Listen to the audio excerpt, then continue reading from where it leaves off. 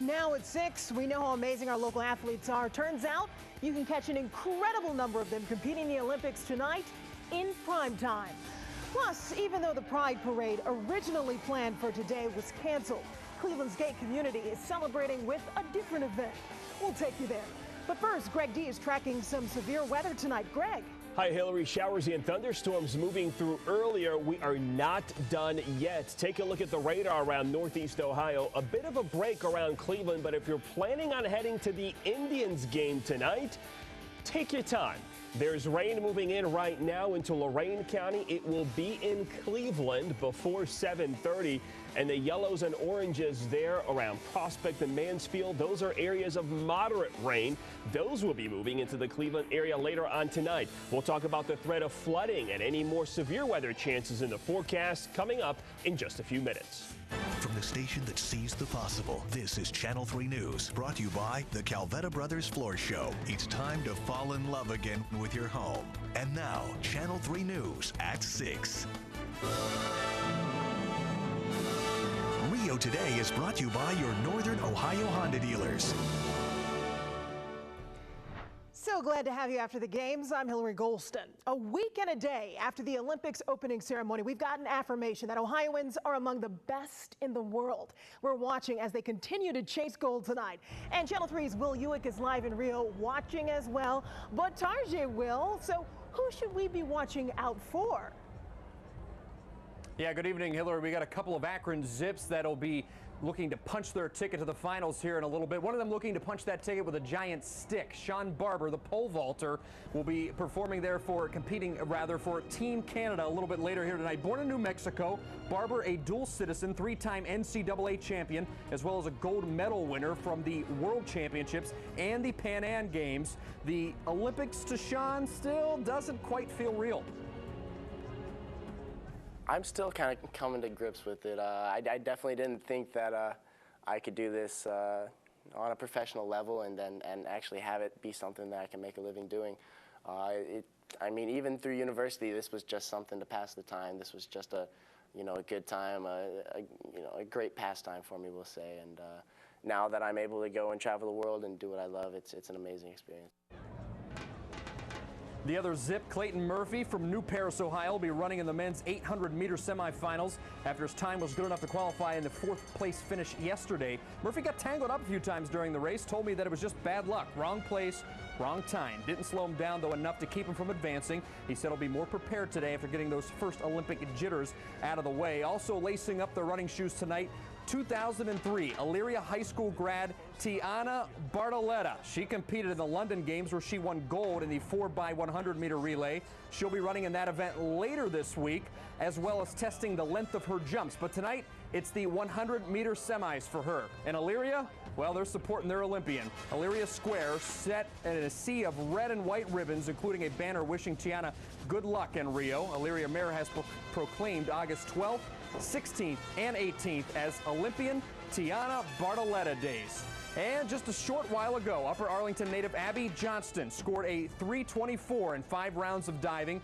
Good enough to put her in the finals tomorrow. She won the silver back in the 2012 game, so we're going to be watching her very closely tomorrow as she gets up ready to dive into the pool. So that's a little taste down here, Hillary, of what's going on today and what happened a little earlier with our Ohio athletes. But we still got a lot more going on. You were watching volleyball right before you got to me here on Channel 3 News. Max Holt, Cincinnati guy, he's on Team USA. So a lot of other people scattered around. We got wrestling to look forward to. So a lot of Ohioans making their presence known down here in Rio these last couple of weeks. Yeah, they really are quite incredible. And the taste, it definitely tastes good. Thanks, Will.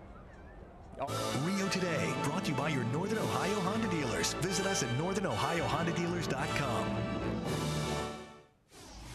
From Rio to Northeast Ohio weather, it is hot and humid. Add to that today, a few thousand are without power after those formidable storms this week. And it isn't letting up yet. Greg D is in the Weather Center. And where do things stand right now as you track the latest batch of storms, Greg? Well, the rain really just beginning, Hillary, around Northeast Ohio. After our first batch earlier this evening, there's more on the way. Take a look at the maps. We've got flash flood watches for everyone in the Channel 3 viewing areas except Tuscarawas and Carroll counties.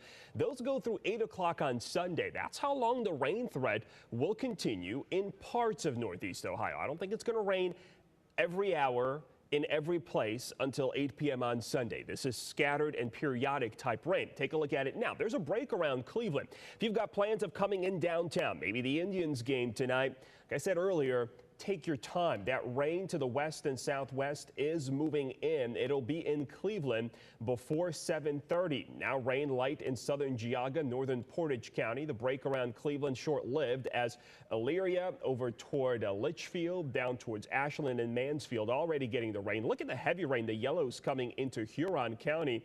Arrival still around 7:30 or so, maybe even 7:15 in Cleveland this evening.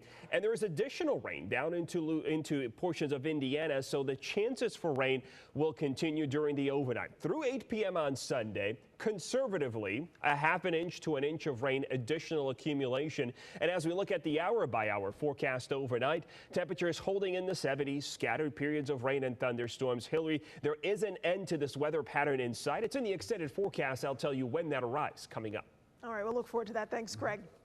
It had been going strong since 1989. Cleveland's gay community was stunned after the city's Pride Parade and celebration was canceled.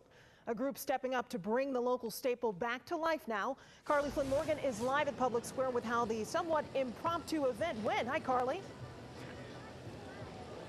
Hey, Hillary, hundreds from the local LGBTQ community and beyond braved some unpredictable weather today as they marched and celebrated their pride.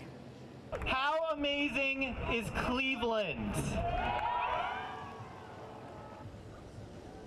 Today's event began at noon with a march across the city. The march ended here at Public Square with a festival including music, food, and speeches. The participants we talked with said they're happy to be able to celebrate their identity openly. It's something that's even more important to them after the recent deadly attack at Pulse nightclub in Orlando. It's getting better. I mean, everything takes time, so I mean, they're big steps in the right direction. And hopefully, eventually we can get to where it's equal just like everybody else. If those were those support systems back when I was younger, I definitely would have came out sooner in life, and I would be a little bit of a different person, I think, but I think it's wonderful and amazing. Ottawa's going to be.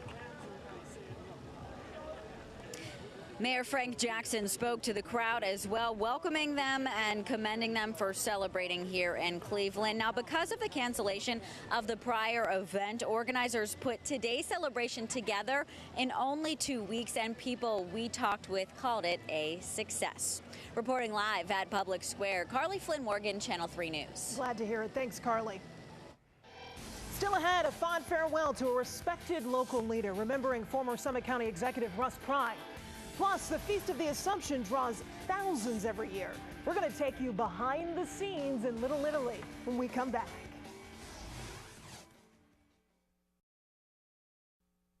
You're watching Channel 3 News at 6 with Hillary Golston. Welcome back. A source just confirmed to me we've had now 64 homicides in the city of Cleveland this year. And last night was again a very violent one, including 3 shootings, all of them on the east side.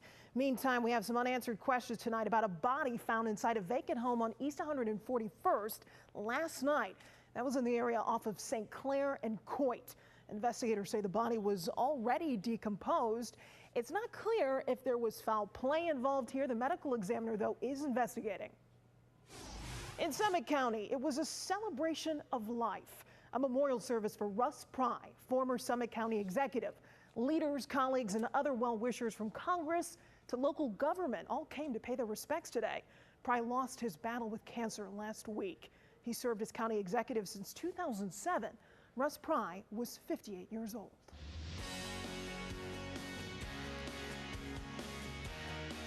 We have a rare moment for you, a chance to go behind the scenes. The 118th annual Feast of the Assumption is going on as we speak. Channel 3's Alyssa Raymond takes us there as Holy Rosary Church to show us where the pasta is made. Well, now we're down in the kitchen where all the magic happens. Of course, the ingredients: olive oil, basil. We had garlic, but obviously it went into the sauce, and that's what makes it taste so good, because we know it's tomato. We know that's the base of it. And here with us is Tina Paulson. It's about a lot of people that have lived here for years and maybe moved away, and this draws them back every year. So it has a lot of meaning for the parishioners of Holy Rosary Church and the city of Cleveland. Those that traditionally have gone for years to this feast come together once a year to celebrate and enjoy the great food and great family and friends that come with it. Father Joe, what is this all about? Well, this is a religious celebration. We're celebrating God's work in assuming Mary into heaven, body and soul, and that's what we'll be celebrating on Monday in the Feast of the Assumption. Please come down and enjoy the feast and enjoy all the festivities we have to offer. The feast goes until midnight tonight, then Sunday and Monday, of course, it opens for lunch at noon, and then until 11 o'clock. Back to you in the studio. Oh, a lot to enjoy. I'm hungry right now. Still ahead, stormy weather blowing through, but that's not the only weather factor this weekend. The other big issue that you're going to want to watch out for, we'll have it in the forecast coming up. Welcome back, everybody. Time for weather with meteorologist Greg D. And I say it always really is severe weather sometimes. You feel like it when you can feel the weather in the studio because it's just so incredibly humid in here. Yeah, it's very humid, and those thunderstorms moved through earlier this afternoon. You felt the wind and the rain being blown around, and nothing as strong coming back to us this evening, but there will be periods of rain. So outdoor plans, man, it's just going to be tough, folks. Flash flood watch continues. Counties in green until 8 o'clock on Sunday. There may be a chance some of that will be scaled back in terms of the length of time that's going to be up. Take a look at the current radar. Lots of areas of rain, some thunderstorms. We'll zoom into a couple of locations here. We'll start you off around Metro Cleveland.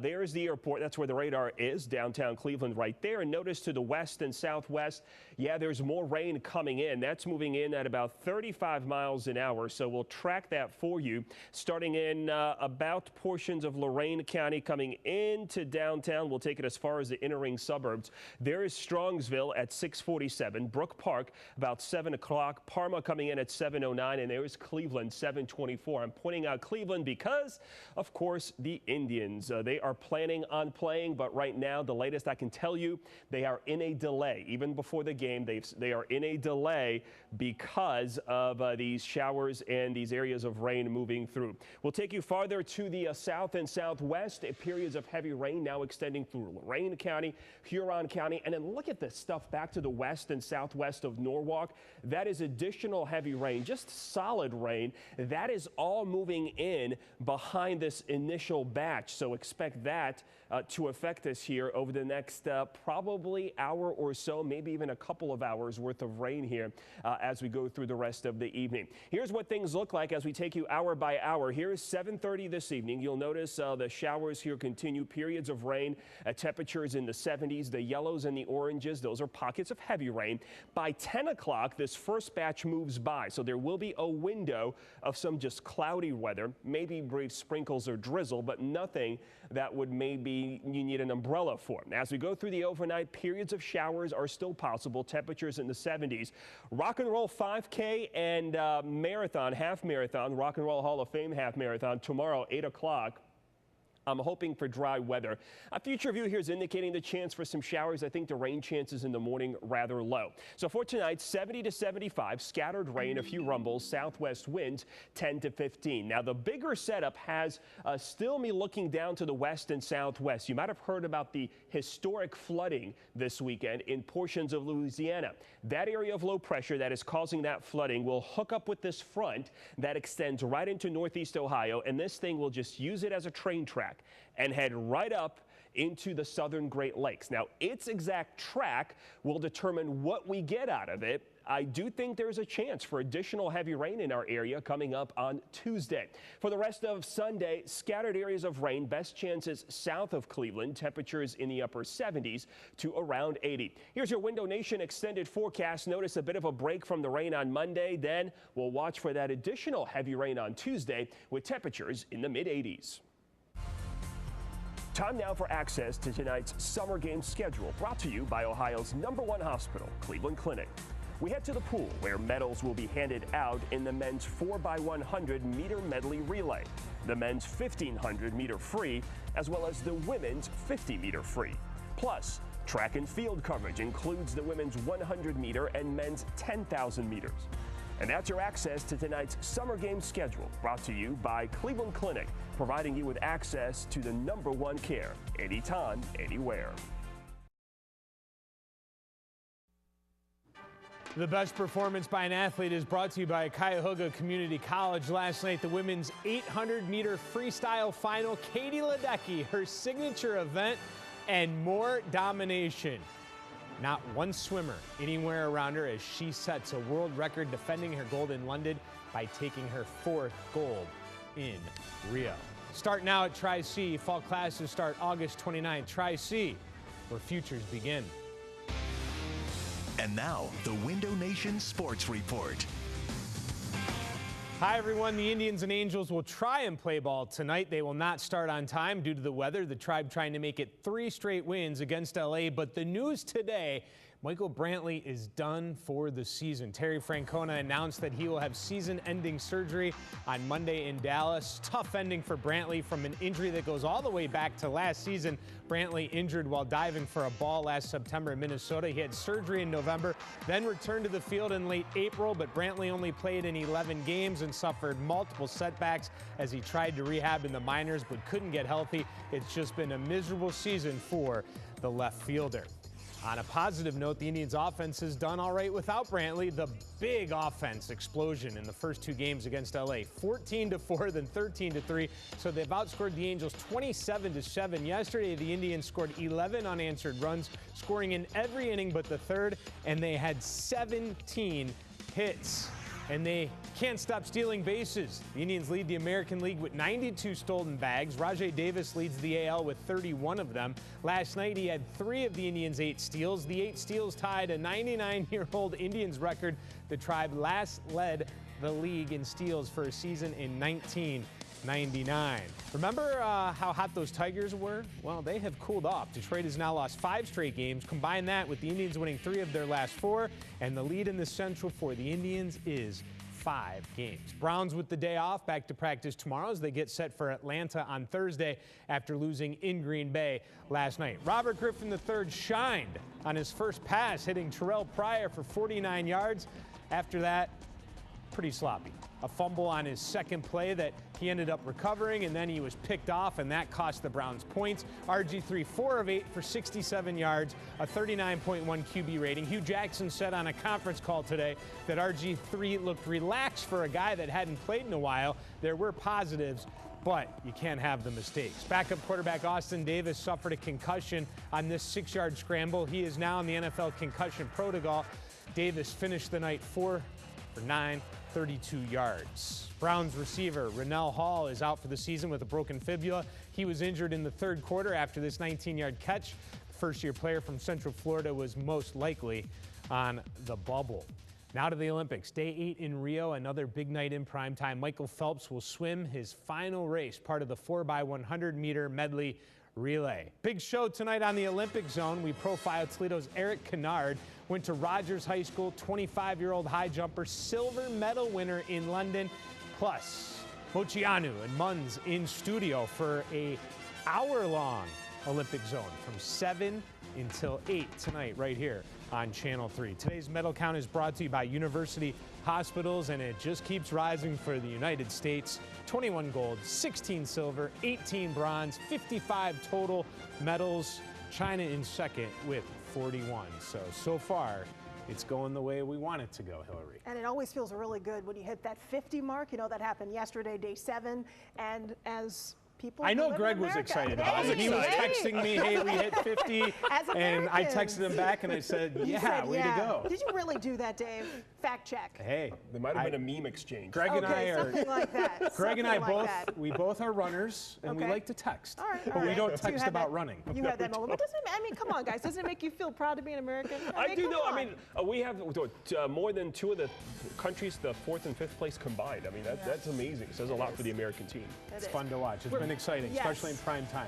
Olympic Zone is going to be outstanding. It is. I think it will, especially because you're there. Thanks for joining us. NBC Nightly News coming up next. See you back after the games. Thanks for watching Channel 3 News. Take Channel 3 News and weather with you wherever you go. Text WKYC to 25543 now to download our free apps.